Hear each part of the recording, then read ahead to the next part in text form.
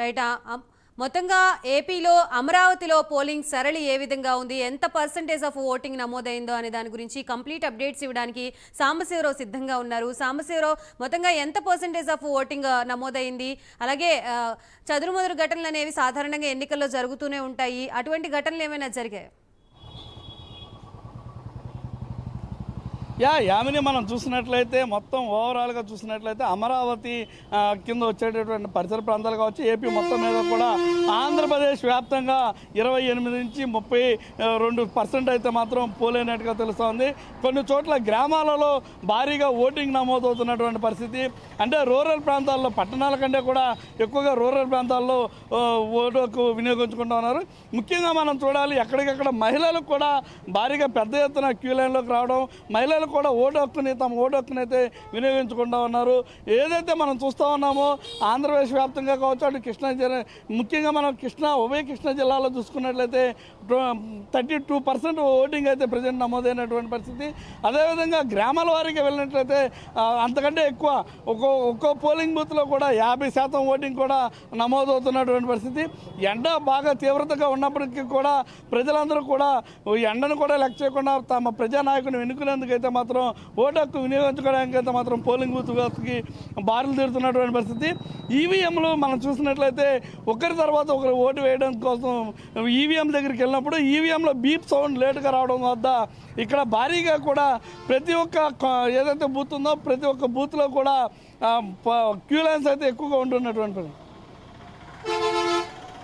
మనం చూస్తూ ఉన్నాం. పోలింగ్ సరళి చూస్తున్నట్లయితే ఇక్కడ పోలింగ్ సంబంధించి ఓటు హక్కు వినియోగించుకోవడం కూడా ఒక భారీగా పబ్లిక్ అయితే వస్తున్నటువంటి పరిస్థితి.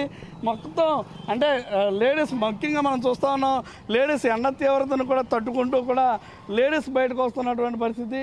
ముఖ్యంగా మనం చూస్తూ ఉన్నాం, ఇది ఒక పోలింగ్ బూత్లో వృద్ధులు ముఖ్యంగా చూసుకున్నట్టయితే వృద్ధులు ఎండ వేడిని తట్టుకుంటూ కూడా పోలింగ్కి సంబంధించి వస్తున్నటువంటి పరిస్థితి మనం చూస్తూ ఉన్నాం. ఇక్కడి నుంచి మొత్తం మీద ఎలక్షన్ అయితే మాత్రం కృష్ణా జిల్లా వ్యాప్తంగా కావచ్చు, అటు ఓవరాల్గా అమరావతి పరిసర ప్రాంతాల్లో కూడా కావచ్చు, మొత్తం అంతా కూడా చాలా ఓవరాల్గా నడుస్తూ ఉన్నటువంటి పరిస్థితి. పర్సంటేజ్ కూడా 80% చేరాలని ఎలక్షన్ కమిషన్ నివేదించుకున్నట్టు తెలుస్తుంది. దానికి రీచ్ అవ్వడానికి అయితే ఇక్కడ సిద్ధపడుతూ ఉన్నారు. సాయంత్రం వేళ ఇంకెక్కువగా ఓటు వేయడానికి వచ్చేటటువంటి అవకాశం అయితే కనిపిస్తూ ఉంది. యామరి రైట్. సాంబశివరావు, మొత్తంగా ఎన్నికల పోలింగ్ గడువు ముగిసే లోపు ఎంత మేర పర్సంటేజ్ వచ్చే అవకాశం ఉందని అంచనా వేస్తున్నారు? యామిని మనం చూసినట్లయితే ఇప్పుడు ఉన్నటువంటి ప్రతి చోట కూడా 1000 ఓట్లు ఉన్న చోట ఇప్పటికే 500 ఓట్లు, అదేవిధంగా 300 చిల్లర ఓట్లు కొన్ని చోట్ల ఇలా పర్సంటేజ్ ప్రకారం 30 to 50% ప్రకారం విలేజెస్లో అవుతూ ఉంది. అదే పట్టణ ప్రాంతాల్లోకి వచ్చేసరికి 30 నుంచి 35% మాత్రమే నమోదవుతూ ఉంది. అంటే ఓవరాల్గా మనం చూసినట్లయితే ఎలక్షన్ కమిషన్ మాత్రం టోటల్గా మనం చూసినట్లయితే 80 నుంచి 83% ఓటింగ్ అయితే నమోదు కావాలంటూ కూడా గతం నుంచి ప్లాన్ చేసుకున్నటువంటి పరిస్థితి. ఆ ప్లాన్కి సంబంధించే ఓటర్ల చైతన్యాన్ని కూడా నింపడానికి అయితే వాళ్ళు ప్రయత్నం చేస్తున్నటువంటి పరిస్థితి. ఇప్పటికి కూడా మనం చూస్తూ ఉన్నాం, ఫోన్ కాల్ ద్వారా పివి సింధు కానీ ఇతరులు ఓటు హక్కు వినియోగించుకున్నట్టు కూడా ఫోన్ కాల్స్ కూడా చేసి చెప్తున్నటువంటి పరిస్థితి ఐవీఆర్ ద్వారా. మొత్తం మీద వీటన్నిటితో చూసినట్లయితే సాయంత్రం 6 గంటల వరకు కూడా టైం ఉంది కాబట్టి 4 గంటల నుంచి పబ్లిక్ ఎక్కువగా వచ్చేటటువంటి అవకాశం అయితే కనిపిస్తూ ఉంది.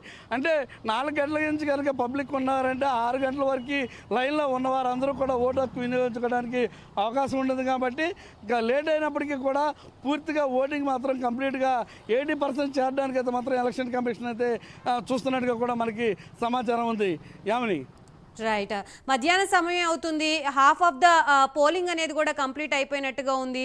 దీన్ని బట్టి కూడా మిగతా అది ఎంతవరకు వచ్చే అవకాశం ఉన్నది అంచనా వేస్తున్నారు. ఇటు పక్క ప్రజలు కూడా ఎంతో ఉత్కంఠగా ఎదురు చూస్తున్నారు, ఎంత పర్సంటేజ్ ఆఫ్ ఓటింగ్ అనేది నమోదవుతుందా అనేది. సో దీనికి సంబంధించి అధికారులు వచ్చిన వారి కోసం ఎటువంటి ఫెసిలిటీస్ అనేవి ప్రొవైడ్ చేస్తున్నారు పోలింగ్ కేంద్రాల వద్ద? మనం చూసినట్లయితే ఏమని గతంలో 78% ఓటింగ్ అయితే నమోదైనటువంటి పరిస్థితి. 77 నుంచి